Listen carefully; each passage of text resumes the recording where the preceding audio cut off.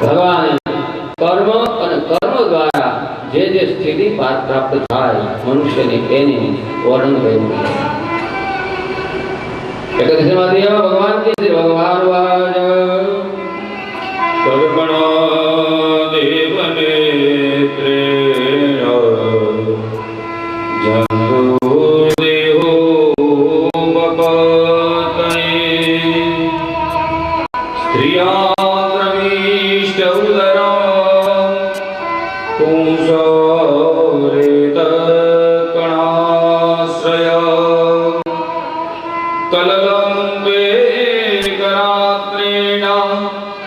पंचरात्रेण बोधबुदां दशासीन तुपर्कन्धो पेश्यन्तं वादतपरं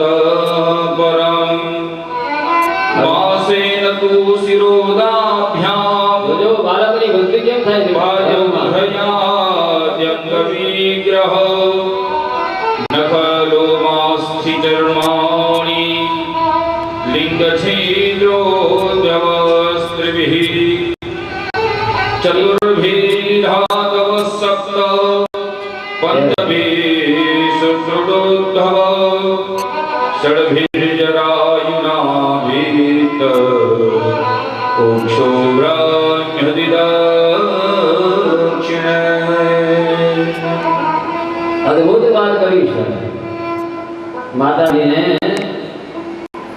કપિલ દેવજીએ કપિલ ગીતા છે કોઈ પણ દેહમાંથી પ્રાણ છૂટે પ્રાણને સંચાલિત કરે છે આત્મા સાક્ષી છે।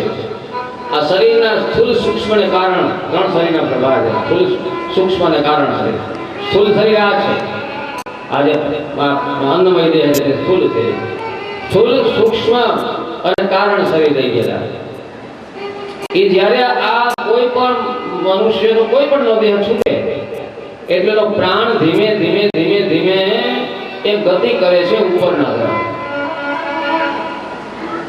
અને એ આ સંસારમાં જે પવન વાય છે પ્રાણવાયુ છે પ્રાણવાયુ સાથે એ ભળી જાય છે।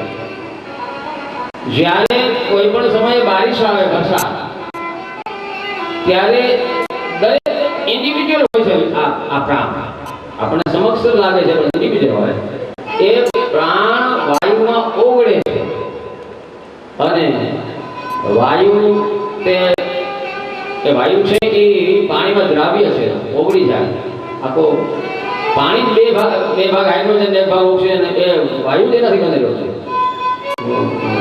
બે ભાગ હાઇડ્રોજન બે ભાગ ઓક્સિજન થી પાણી બનેલું છે એમાં ઓગળે છે ઓગળીને પૃથ્વી પર પડે છે કેટલું પાણી જમીનમાં પડે છે માનો કે પૃથ્વી ઉપર જે પડે એમાંથી એ જીવની ગતિ કોઈ પશુ યોનિમાં જવાની હોય તો એ પશુઓ ખાય કૂતરા શ્વાન ભૂંડ ગમે તે બધા।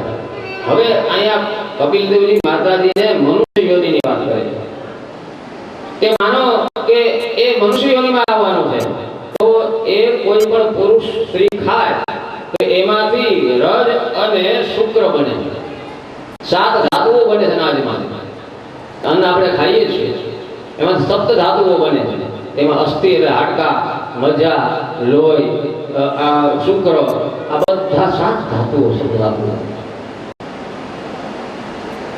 તો એમાં જંતુ દેહ પ્રાપ્તિની અંદર જ્યારે પ્રથમ રાત્રિએ સ્ત્રીના ઉદરની અંદર પુરુષનો રેત એટલે કે શુક્ર પ્રવેશ કરે ત્યારે માં કરોડોની સંખ્યામાં આ શુક્ર પ્રવેશ કરે છે એટલે 84 લાખમાંથી એક યોની પૂરી થઈ ગઈ। મોટા ભાગના શુક્રાણુઓ છે તે દિવાલ ઉપર ચોટી નાશ પામે છે એટલે 84 લાખમાંથી એક યોની તો એને શુક્રાણુ તરીકે પૂરી થાય એમાંથી માં એક જ શુક્ર તે રેતની સાથે મળીને ફલિત થાય છે ક્યારેક 2 થાય તો ટ્વિન બાળકો આવે ભાગ્યે 3 થાય પણ ભગવાનની આ વ્યવસ્થા છે ઠાકોરજી પરમાત્માની કે એક જ કણ કરોડોમાંથી એક જ કણ ફલિત થાય બાકીના ગર્ભાશયની દિવાલ ઉપર ચોટી જાય અને નાશ પામે એક યોની પૂરી થઈ જાય। તો એ શ્રીયામ ઉદરમ પ્રવિષ્ટ ભવતી એક રાત્રે શુક્ર સોણ મિશ્રિત ભવતી, એક રાત્રે શુક્ર અને સોણ એટલે અંડ રેત અને શુક્રનું મિશ્રણ થાય. એમાં પંચરાત્રે બધું 5 રાત પસાર થાય એટલે માના ગર્ભની અંદર એક પડકોટો બન્યો. ભાગવત આ છે હો, પછી આપવું પડે છે મનોરંજન, ગીતો, ધૂન ને બધું ઘણું. પણ ભાગવતજીની અંદર વાતો આવે છે, કઈ ઝલક આપું છું, બાકી બધું આપું છું. પણ ભાગવતમાં વાતો આવી છે બધી, સવારે કરી હતી, અત્યારે કરી છે. પણ આ વાતો મૂળ ભાગવત જ વાંચવા માંડી બધા ભાગી જાવ એટલે આમાં શું તો એ ઉદ્બુદા પરપટો બને છે. 10 દિવસ પસાર થાય એટલે બોરના ફળ જેવડો ગર્ભ થાય. ત્યાર પછી તે પેશી અંડ થાય, ઈંડા જેવો બને. 1 મહિનો આવે એટલે એનું માથું બંધાય. 1 મહિનો બાળકના ગર્ભમાં થાય એટલે માથું બંધાય. દિવાસે હસ્તપાદો અંગાના વિભાગ, 2 મહિના થાય ગર્ભને એટલે હાથ પગના વિભાગ થાય. ત્રિભીર નખ રોમ અસ્થા ચર્માણી લિંગ છિદ્રાણી જ. 2 મહિના પૂરા થાય, 3રો મહિનો શરૂ થાય એટલે એનું નખ, રૂવાણા, અસ્થિ એટલે હાડકું, ચામડી અને લિંગ છિદ્રાણી એટલે દીકરો છે કે દીકરી એ નિર્ણય 2 મહિનામાં થાય. 2 મહિના પછી શરૂ થાય, 3રો મહિનો બેસે એટલે દીકરો છે કે દીકરી, લિંગ છિદ્ર છે એ ત્યારે નક્કી થાય. ચતુર્વિહી સંગદાદવ પંચમહિ ઉદ્ભવ. 5 મહિના બાળકના 5મો મહિનો બેસે એટલે બાળકને ભૂખની એની અનુભૂતિ થાય. ષડવી જરાના વૈષ્ણવ 6 મહિનાનું જ્યારે બાળક થાય ત્યારે જરા એટલે કે ઓળમાં આવી જાય બાળક માતાની દક્ષિણ કુક્ષ વડે જમણી કુક્ષમાં ભ્રમે છે એટલે પાટું મારે ફરકે છે બાળક. માતાએ જે પ્રકારનું ભક્ષિત અન્ન, જે પ્રકારનું અન્ન ખાય, કેવું ન ખાય, કટુ, તીક્ષ્ણ, ઉષ્ણ, લવણ, વૃક્ષ, આમ્લાદી, ખાટું, કડવું, તીખું, લુખું આવા જો અનાજમાં ખાય તો બાળકને કેટલાક પ્રકારના જન્મજાત રોગ થાય છે. કેટલાક બહુ તીખું ખાય તો ચામડીના રોગ થાય, ચર્મ રોગની સાથે બાળક જન્મે, ક્યારેક આંખોના રોગની સાથે જન્મે, ક્યારેક બાળક તાંદળું પણ જન્મે. આવા પ્રશ્નો ભાગવતજી તો એમ કહે છે કે માતાઓ જ્યારે બાળક ગર્ભમાં હોય ત્યારે સાત્વિક ભોજન લેવો, દૂધ, ઘી, ખીર, દૂધપાક આવી બધી વસ્તુ લેવી. આવા કટુ, તીક્ષ્ણ, ઉષ્ણ, લવણ, વૃક્ષ વગેરે ખાવાથી બાળકને સર્વાંગે શું જાત વેદના, બધા અંગની અંદર એને વેદના થાય છે. આવો બાળક છે એ પોતાના માતાના ગર્ભમાં 7 મહિનાનો પ્રારંભ થાય અને એમ કરતા 9 મહિના થવા આવે ત્યારે ભગવાનને પ્રાર્થના કરે છે, હે પ્રભુ હવે તું મને આમાંથી એકવાર મુક્ત કરી દે, અને મુક્ત કરી દઈશ તો પછી હું હે નાથ એવા કર્મ કરીશ કે મારે ફરી વખત માના ગર્ભમાં આવવું પડે નહીં.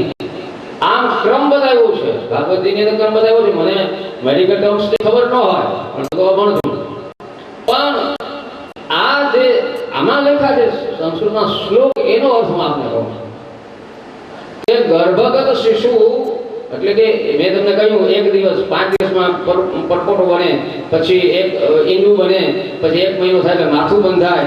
એ જે ભાગવતના શ્લોક લખ્યા છે એ શ્લોક પ્રમાણે અત્યારે મેડિકલ સાયન્સમાં સ્ટેમ સેલ્સનું બહુ મહત્વ છે. માતાના ગર્ભમાં પ્રવેશે, 1 રાત્રિ પસાર થાય, એક મિશ્રણ થાય, પછી એના વિભાજન થાય.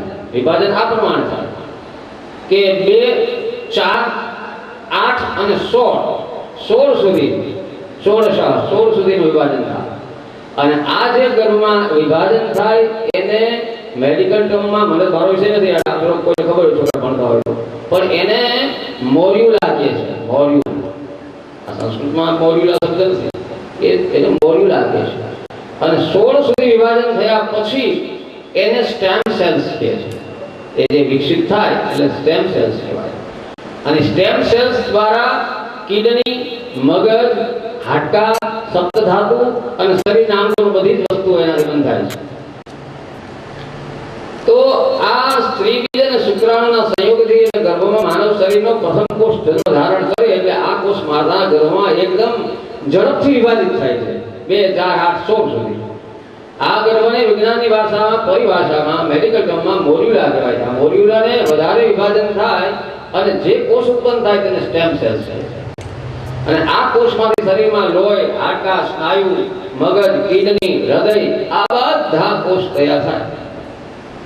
સ્ટેમ સેલ્સની વિશેષતા એ છે કે એમાંથી માનવ શરીરમાં કોઈ પણ કોષ તૈયાર કરી શકાય બહાર. એમાં સંશોધન ચાલતા છે. આ મારી લાઈન નહીં નકરથી મને બહુ મજા આવે છે. હું આમ જોડી દઉં. આ મેડિકલ જે હોય એને ખ્યાલ પડે પણ એમાંથી આ બધું ઘણું તૈયાર થાય છે. કુદરતી વિભાજિત થતા આ ગર્ભમાં લાખોની સંખ્યામાં સ્ટેમ સેલ્સ હોય છે. અસંખ્ય બાળકો પેદા કરી શકાય વિજ્ઞાન ધારે તો સ્ટેમ સેલ્સમાં. અને એટલે 10,000 બાળકોથી આવી આગળ આવશે, 10,000 દીકરાની આગળ આવશે. ગાંધારી માને 100 દીકરા હોતાની વાત છે. આપણે કોઈ દિવસ વિચાર નથી કર્યો કે 100 દીકરા જો ગાંધારી માને હોય કૌરવો તો એક દીકરો એક વર્ષે આવે તો પછી ગાંધારી માની ઉંમર કેવડી થઈ હોય. અને જ્યારે યુદ્ધ થયું ત્યારે નાનામાં નાનો દીકરો ઓછામાં ઓછો 18 વર્ષનો થઈ છે ને બધા દીકરા પ્રાપ્ત થાય એવડો થવો જોઈએ ને. તો પછી દુર્યોધન કેવડો હોય 100 વર્ષ પહેલા. આપણે કોઈ દિવસ વિચાર નથી કર્યો. આપણે કોઈ દિવસ વિચાર કર્યો નથી. બધું હરે નમા કરી શકાયું. પણ આ વિજ્ઞાન હતું નહોતું એમ નહીં, હતું પણ કેવી રીતે? આવી રીતે એક ગર્ભમાંથી એક સ્ટેમ સેલ્સમાંથી એક બાળકના સ્ટેમ સેલ્સમાંથી એક નહીં અસંખ્ય આવશે વાતો આગળ. 1,000 પુત્રો ઉત્પન્ન કર્યા, 10,000 પુત્રો ઉત્પન્ન કર્યા. એટલે ઘણીવાર માણસ શંકા થાય કે આટલા દીકરાઓ કેમ થાય, શું થાય? પણ એમાં એ સ્ટેમ સેલ્સ દ્વારા એક ગર્ભની બહાર એક બાળકોને ઉછેર છે અને મોટા થાય.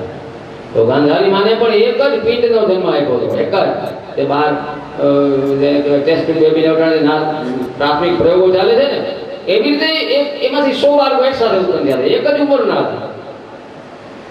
નહીં તો એક સામાન્ય વિચાર કરીએ આપણે કે નાનો દીકરો લડવા યુદ્ધ કાળે જો 18 વર્ષનો હોય તો દુર્યોધન કેવડો હોય અને ગાંધારીમાં કેવડા હોય. 100 બાળકોનો જન્મ આપે છે. દુષ્યલાની દીકરીનો જન્મ કેવડી શું કેમ થાય? આ બધું કેમ સંભવ બને?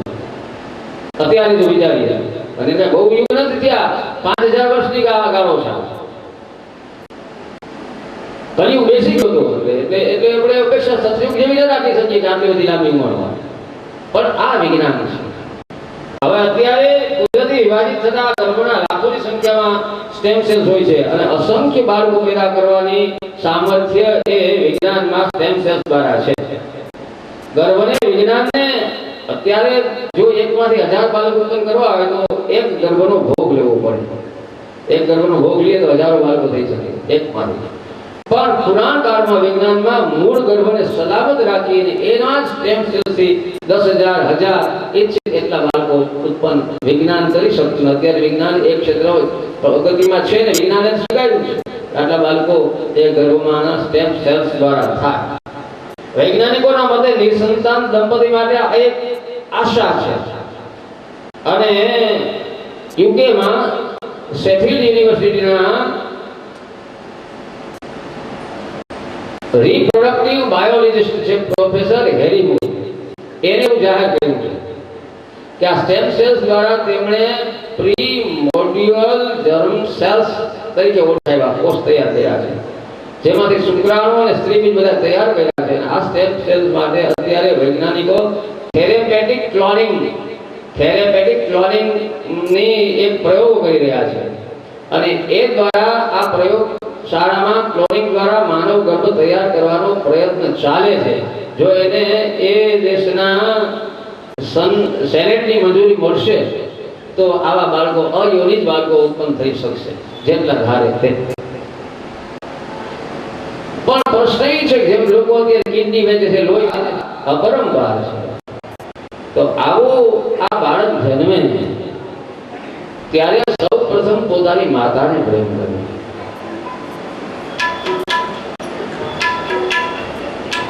કળાય પરમ પાર કાગવાલું હિમાલય માં મુજે નહીં રે વિચાર એવી તારી કળાય પરમ ત્યાર પછી ભારો તમારો ભગવાનની કળામાં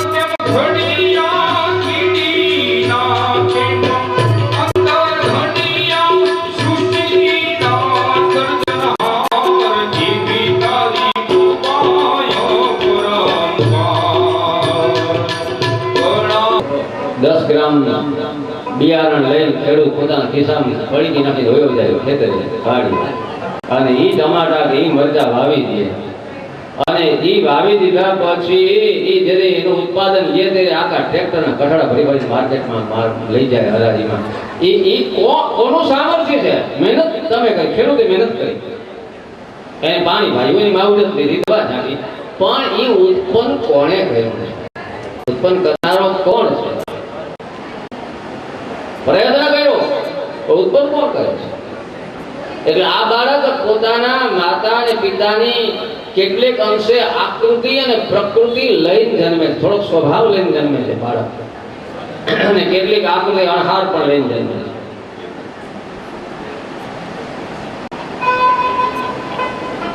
એમાં બાળક પોતાની માને પ્રેમ કરે, પેલા માનો હાથ વર્તે, સેજ મોટું થાય એટલે ખીલવના રમકડાને પ્રેમ કરે. જ્યાં રમકડા રાખ્યા હોય છોકરાને બોલાવવું ન પડે, છોકરાની મેળે ખોટી જાય, કોકની ઘરે જાય રમકડા દેખાય ને બાળક ત્યાં પહોંચી જાય, પછી રમકડાને પ્રેમ કરે. માં બાળક જરાક મોટો થાય એટલે એના મિત્રોને ભાઈબંધોને બધાને પ્રેમ કરે. છોકરા રમતા હોય ને ખાવાય નો આવે, જમવાય નો આવે, બોલાવા જવા પડે. આપણે નહીં, જ્યારે જ્યારે ભગવાને બાળ લીલા કરી ત્યારે આ જ કર્યું છે. કૃષ્ણ અવતારમાં તો ઠીક, ભગવાન રામ પણ જ્યારે સરજુને કિનારે રમતા હતા અને રાજા બોલાવા ગયા મહારાજ દશરથ, ત્યારે નહીં આવત તજી બાલ સમાજા, ગુજરાતીમાં લખ્યું નહીં આવત તજી બાલ સમાજા, બાલ સમાજ છોડી નથી આવતા. બાળક મિત્રોને એટલો પ્રેમ કરે, એને પ્રેમ કરે. પછી સ્કૂલમાં જાય, શાળામાં જાય, થોડુંક અભ્યાસમાં આગળ વધે એટલે પુસ્તકોને પ્રેમ કરે. નાનું હોય ત્યારે નહીં, 5-7 ચોપડી સુધી નહીં, પછી બાળક જેમ યુનિવર્સિટીમાં જાય, હાયર સેકન્ડરીમાં બધે જાય એટલે બાળક પુસ્તકોને મંડે પ્રેમ કરવા, પછી લાઇબ્રેરીમાં ને એ બધું મંડે કરવા, વધારે પુસ્તકોનો પ્રેમ થઈ જાય. માતાજીને કહે છે કપિલ દેવી માં, એ બાળક યુવાન થાય, કમાવા માંડે એટલે પછી જો દીકરી હોય તો કોઈ પુરુષને, અને દીકરો હોય તો કોઈ સ્ત્રીને એને પ્રેમ મંડે કરવા. એટલે આપણે માવતરે ગોઠવી દીધેલું છે, માન્ય રાખે તો એ એકબીજાને દંપતી પ્રેમ કરે, અને પોતાની જાતે જો ગોતી લે દીકરો દીકરી, આ યુગ છે એટલે કહું છું, તો એ એમ પ્રેમ કરે. ટૂંકમાં પ્રેમ પોતે વિજાતી પાત્રને પ્રેમ કરે. માવતરે એરેન્જ કરી દે અને એ સ્વીકારતા હોય તો, ઘણી વાર એરેન્જ સ્વીકારે નહીં તો પછી વિજાતી પાત્રને પ્રેમ કરે.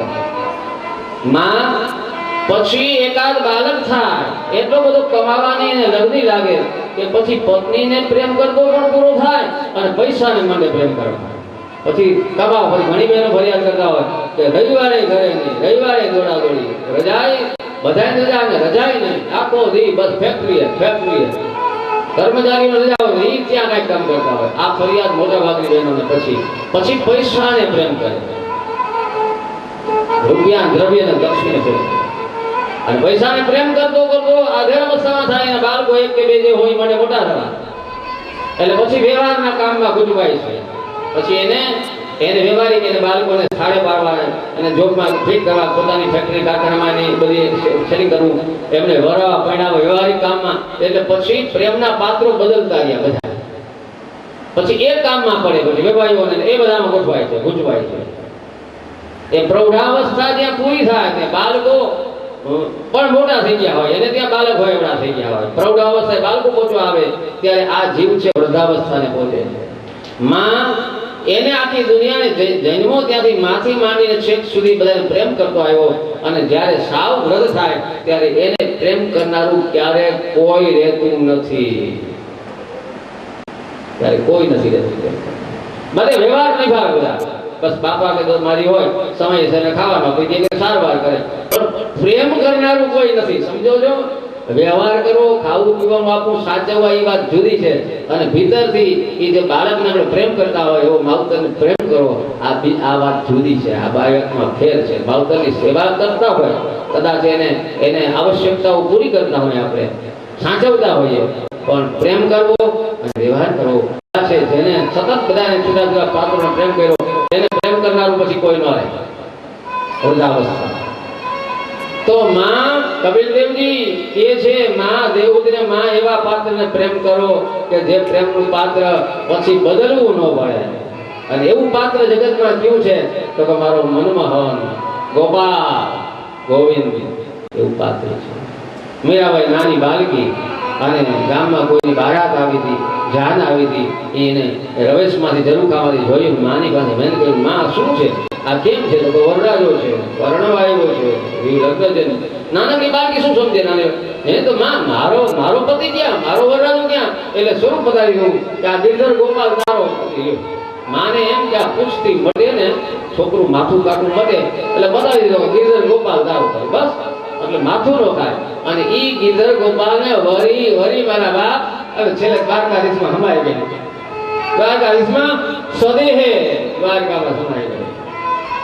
પાત્ર બદલું નહીં, લગ્ન થયા, રાણાને ત્યાં જ્યાં બધી વાત સાચી, જે રાખ્યું જે કઈ બન્યું તે, પણ આખરે એને ગિરધર ગોપાલ એટલે ગિરધર ગોપાલ. પછી પ્રેમનું પાત્ર બદલું નહીં. માતામાં પ્રેમનું પાત્ર એવું પસંદ કરીએ કે જેને ઘડી ઘડી બદલવું ના પડે. તો આવા આ જે સાયકલ છે જન્મથી માંડી અને મરણ પર્યંતની માં પછી એનો અંતકાળ આવે છે જીવનો, ત્યારે એને જેવા જેવા કર્મો કર્યા હોય દરેક કર્મ પોતાની પ્રિન્ટ લેસ કરે. લેસ ઇટ પ્રિન્ટ, આમ એની પર એનો સત્કર્મ કે દુષ્કર્મ જે હોય એની પ્રિન્ટ થાય છે. એ પ્રમાણે ભારે કે હળવો લાઈટ એ પ્રમાણે થાય અને એની ગતિ થાય. ફરી વખત પાછો એ પાણી જ્યારે બારિશ પડે ત્યારે ઓગળે અને ઓગળે અને જમીનમાં જાય અને પાછું એને જેવા કર્મ કર્યા હોય એવી યોનિમાં એ શુક્ર કે રેત થઈ અને ફરી વખત જન્મ પશુ યોની, પક્ષી યોની જેમાં એનો હોય એમાં થાય. આ પ્રમાણે સાયકલમાં સતત ચાલતી છે. ત્યાર પછી 32મા અધ્યાયમાં માતાજીને ઠાકોરજીએ ગૃહસ્થાશ્રમ વગેરે ધર્મો બતાવ્યા છે. અને 33મા અધ્યાયમાં માં દેવહૂતિજી ને બોધ આપી. માતાનો દેહ ઓગળી ગયો અને એમાંથી નદી બની ગઈ સરિતા. એનું નામ સરસ્વતી, બિંદુ સરોવર અને સરસ્વતી નદી બની જાય. અને કપિલદેવજી મહારાજ ત્યાંથી ગંગા સાગર સંગમ, જ્યાં દરિયાને ગંગાજી મળે છે ગંગાળમાં, એના તરફ પોતે પ્રયાણ કર્યું અને માતાજી છે એ નદી બની ગયા સરસ્વતી, જ્યાં માતૃ શ્રાદ્ધ થાય છે સિદ્ધપુરમાં. સિદ્ધપદા નામની નદી, સિદ્ધપદા એટલે સરસ્વતી, સિદ્ધપદા નામની નદી, બિંદુ સરોવર, ત્યાં માતૃ શ્રાદ્ધ થાય છે. અને ત્યાંથી પ્રભુ કપિલદેવજી પોતાના આશ્રમ છે, હાલ પણ કપિલ આશ્રમ ત્યાં છે ગંગાસાગર સંગમે, ત્યાં પ્રભુ પોતે પધાર્યા છે. આટલી કથા કઈ થયા સદે આપણે વિરામ આપી જઈ. શ્રીમદ ભાગવતે મહાપુરાણે હૃદય સ્કંધે કાપિલોયાખ્યાને પ્રેરણશક્ષરાય કૃષ્ણાય વરમણો શ્રી ગોવર્ધનાય કલ્યાણ મહારાજ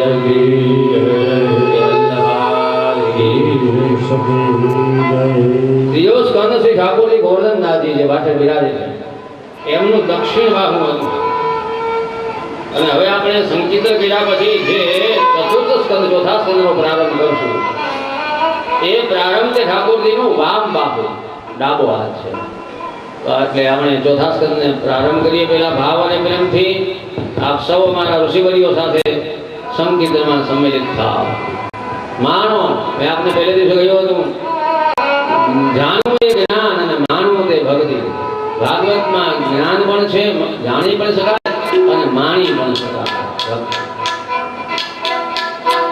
ગોવિંદ બોલો હરિ ગોપાલ બોલો, ગોવિંદ બોલો હરિ ગોપાલ બોલો, ગોવિંદ બોલો હરિ ગોપાલ બોલો, ગોવિંદ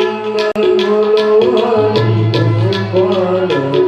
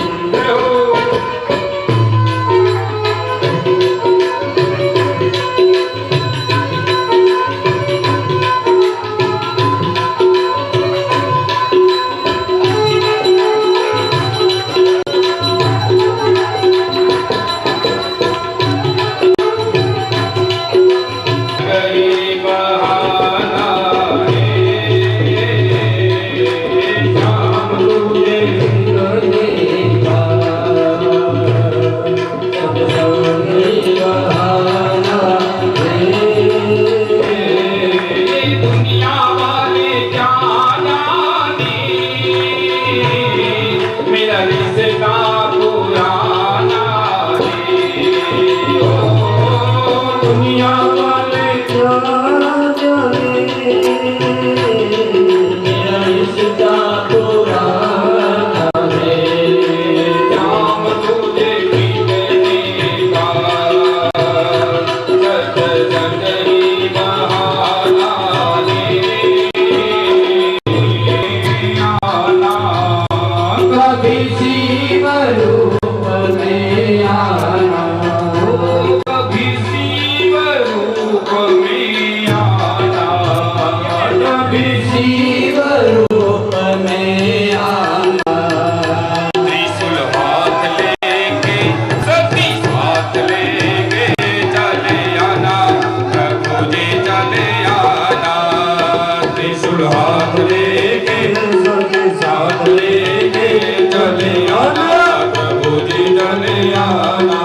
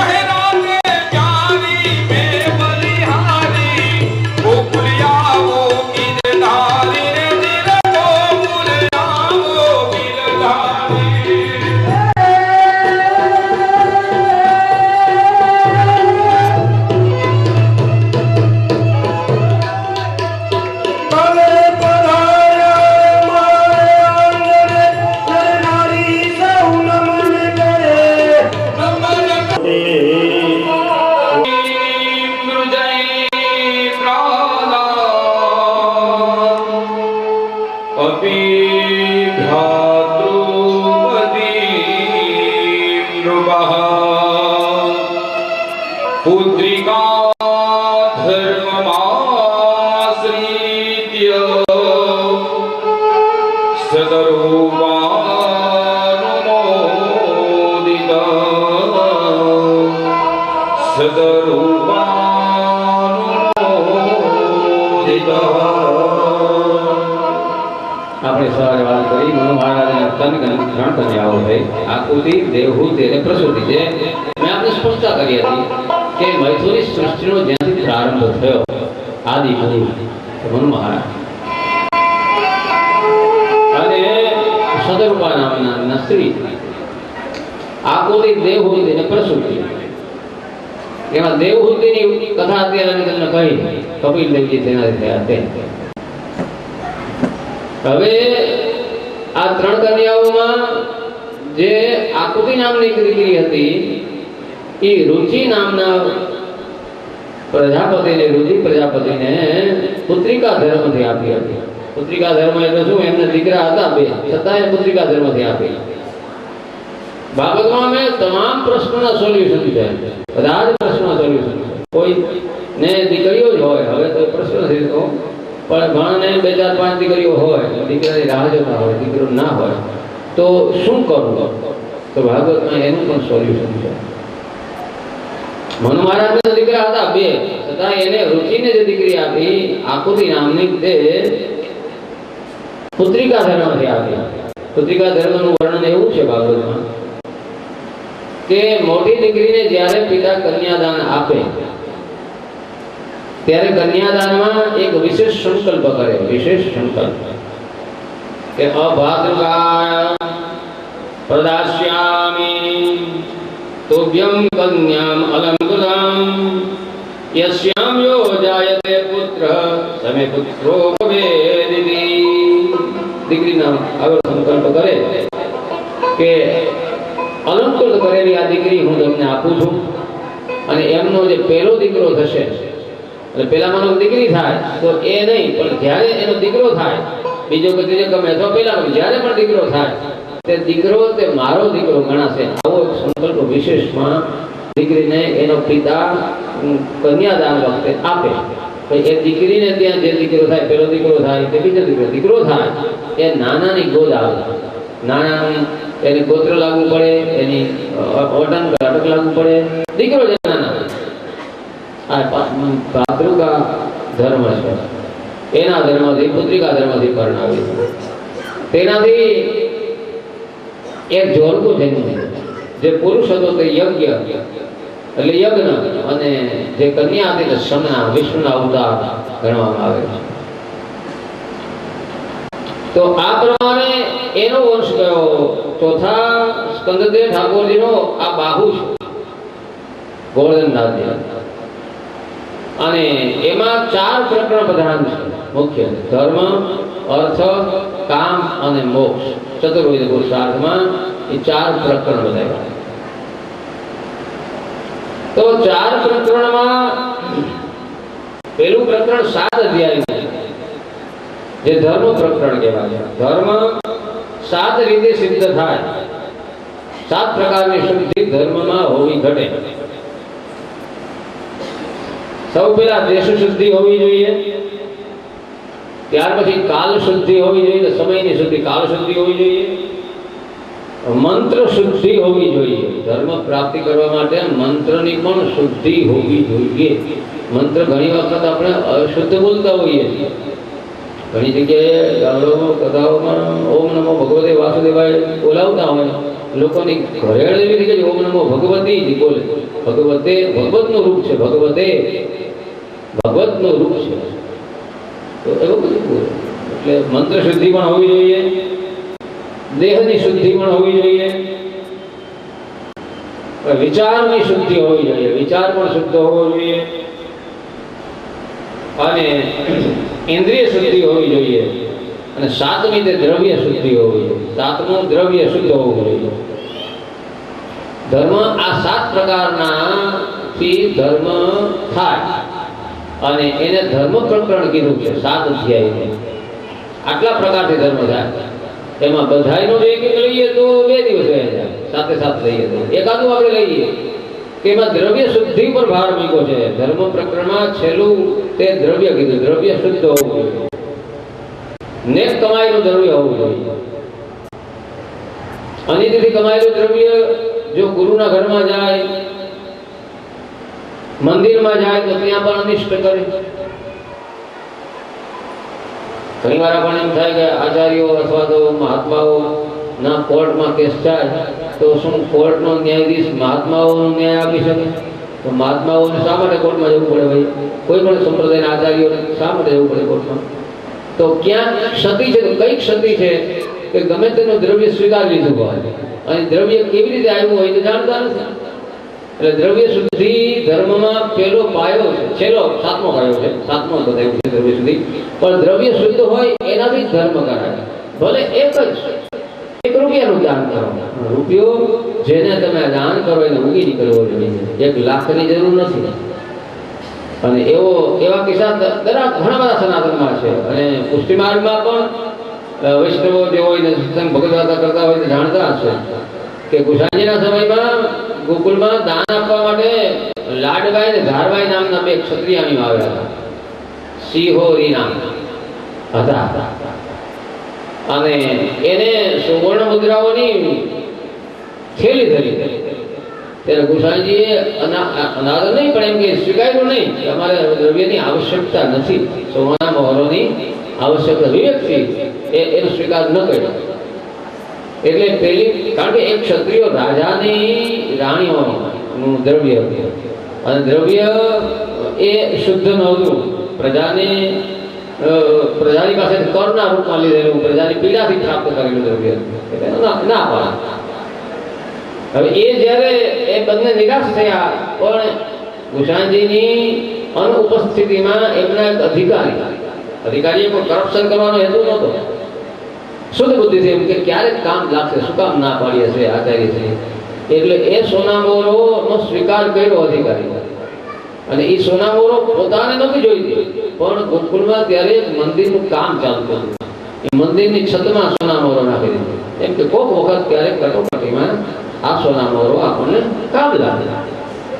અધિકારી ભ્રષ્ટ નહોતો, પણ એમ કે આ ક્યારે કામ લાગેલ છતમાં એ નાખી દીધી. સમય પસાર થયો અને જ્યારે યવનોના આક્રમણ થયા મોગલોના, અને મોગલોના આક્રમણમાં જ્યારે ગોકુળ ભાંગ્યું ત્યારે સૌ પેલાને તો ખબર ન હોય, યવનને તો પેલું મંદિર જે ભાંગ્યું ને કુદરતી એ મંદિર હતું કે જે મંદિરના છતમાં સોના મોરમ નાખી હતી. ઓલા લાડભાઈ ધારભાઈ જે ક્ષત્રિયાની પેલા અધિકારી એ મંદિરને તોડ્યું, એના છતમાંથી સોના મોરમ નીકળી.